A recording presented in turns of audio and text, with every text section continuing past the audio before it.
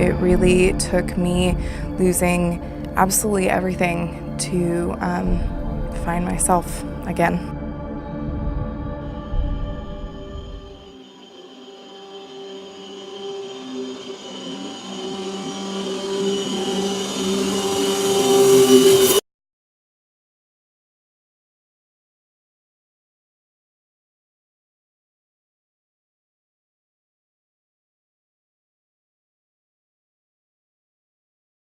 I definitely come from a genetic background of there is a history of substance abuse. Alcoholism runs rampant on both sides of the bloodline.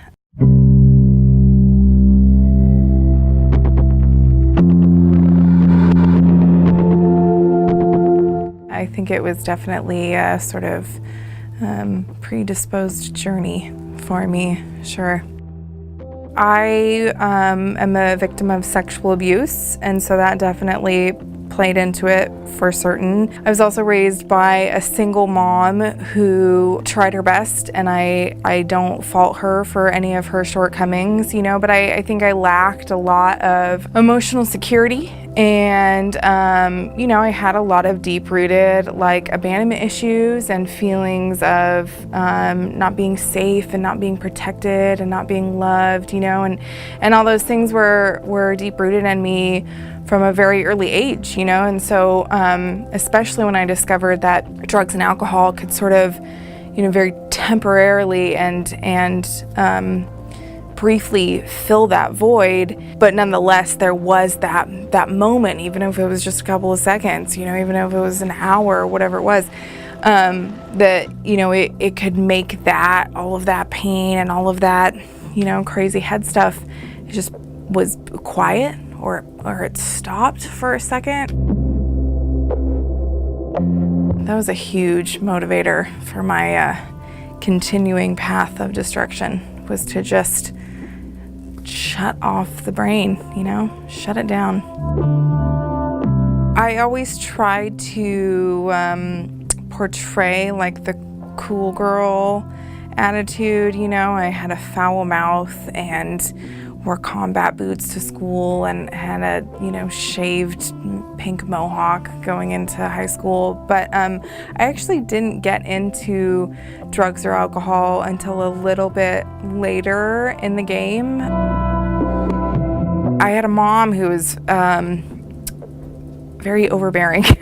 And again, you know, I can see now, especially now that I'm about to become a mother, you know, that it was just from a place of love and fear and her trying to do her best. But yeah, I had been in therapy, you know, again, from a very young age, you know, and had tried to see several different therapists, and, you know, approach things from different angles, and you know, at some point I was put on antidepressant medication and I was seeing a psychiatrist, and so yeah, definitely different outlets and different approaches had been tried and suggested, and you know, I was always just convinced, because, you know, that thing that I found in drugs wasn't achievable for me in therapy or you know, with medication or whatever, you know, that instant fix.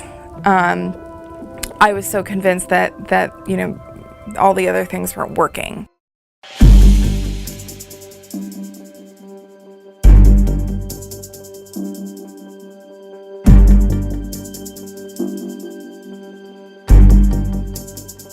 My first experience was drinking, but I knew I was an alcoholic from the get-go. You know, that evening ended with me chasing Bud Light with really cheap vodka.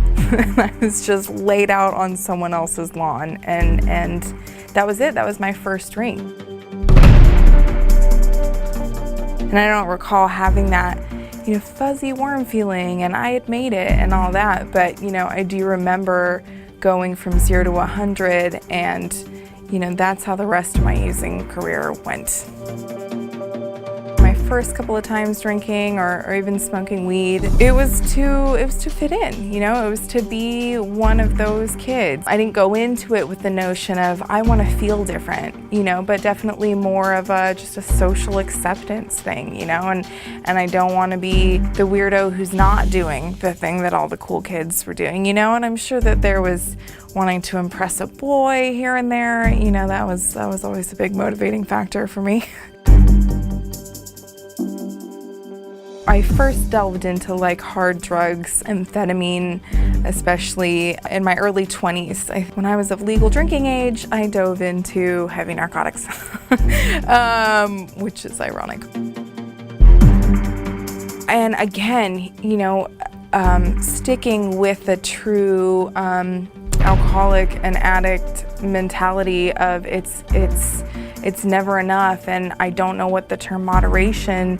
I started doing ecstasy and speed, and it went again from 0 to 100, you know, just like that first episode of drinking. Earlier on than I would like to admit, I sort of always had that notion of this is probably not going to end well, but at that point it had definitely become, this feels good, this feels better. I get to escape my head, I get to escape past traumas, I get to just sort of, you know, you get to numb out. So I knew fairly early on that it was an issue, and you know, that sort of soft, quiet voice in the back of my head just became louder and louder.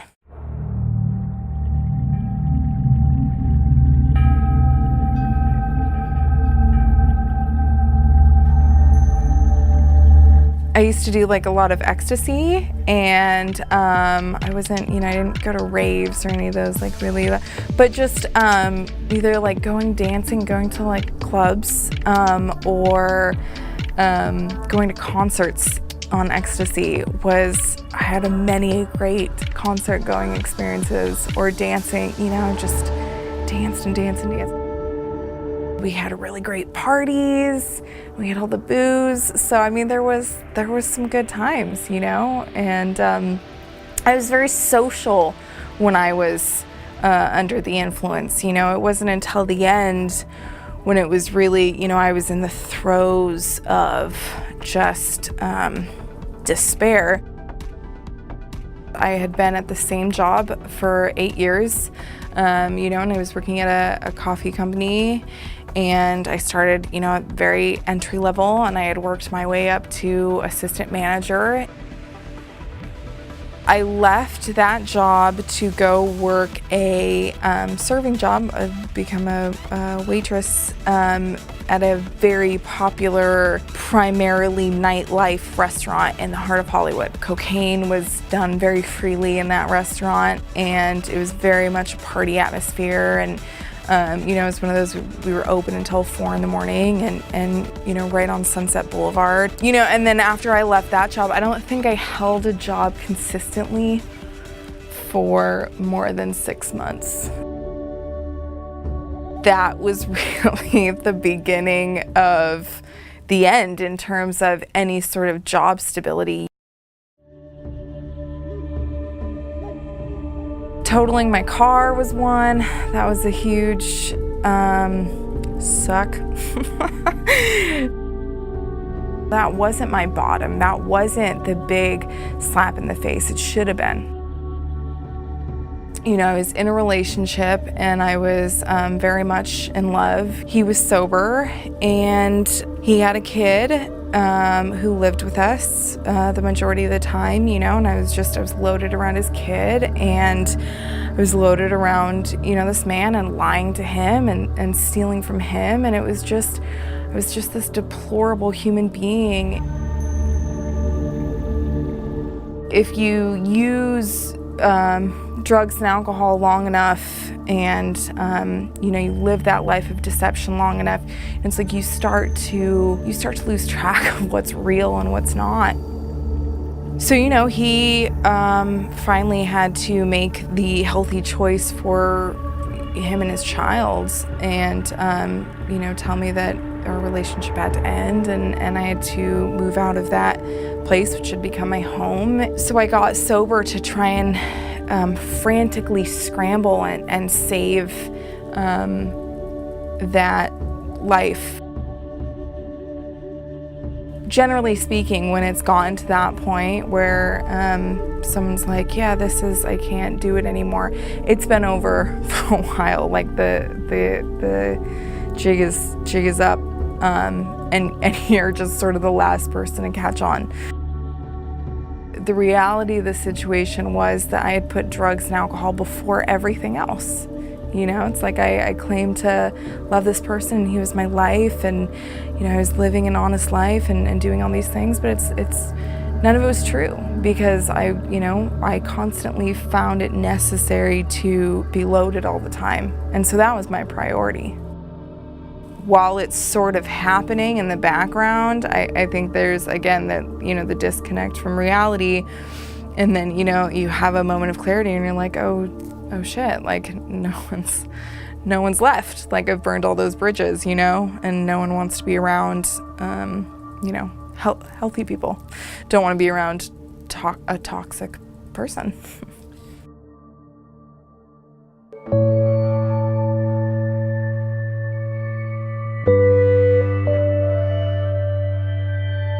The last day where I was like actively taking drugs, I got a giant tattoo on my back. It was scheduled. It was already, I had an appointment. It wasn't a spur of the moment thing, which also wouldn't have been surprising, but I got a giant tattoo on my back. And I also think that I was actually had started to see a therapist before I got sober. This was my treatment center. With no delicious chef-made meals. And the bathrooms changed a little bit. I did some redecorating. But yeah, I laid on this floor, this cold tile floor, sobbing and shaking, and it was nice to be close to the toilet because coming off a ridiculous amount of pharmaceuticals, there was a lot of vomiting involved. This room was my friend and not. But yeah, this is really this room, and crying on my knees and praying to a God that at the time I didn't believe in my bedroom. That was me getting sober. So not the most glamorous experience. I think a treatment center probably would have been a better fit, but takes what it takes, I guess. I reached out to the only person I knew besides this man who I was in the relationship with that was sober, and I explained my situation to her. She had been a longtime friend, and she had several years sober, and I said, I don't know what to do. I think I know I need help, and I knew that she was in AA, and so I said, can you take me to a meeting? I thought that sober people were a bunch of losers who had no fun, and that they all believed in God, and I knew that God was fake. At the time, I was really just like holding on for dear life to any direction that I knew that I could obtain sobriety from, and like I said, my circumstance just happened to lead me to that, to the rooms, and to, I got sober in a women's AA meeting, so really just that group of women too was really what was my support group and really was the foundation of my sobriety, but looking back, I definitely think I could have benefited from, a treatment center, especially a place like Klean, but I didn't even have the knowledge of where I would have started in terms of insurance or contacting a treatment center, or, everything was so overwhelming.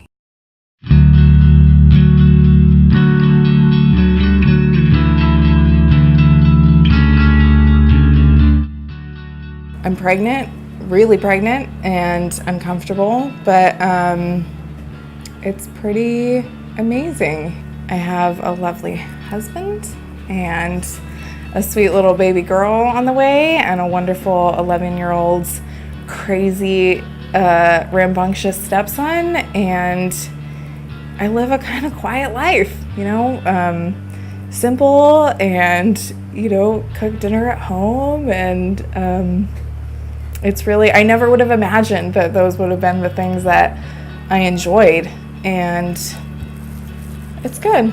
Life's good. It's simple.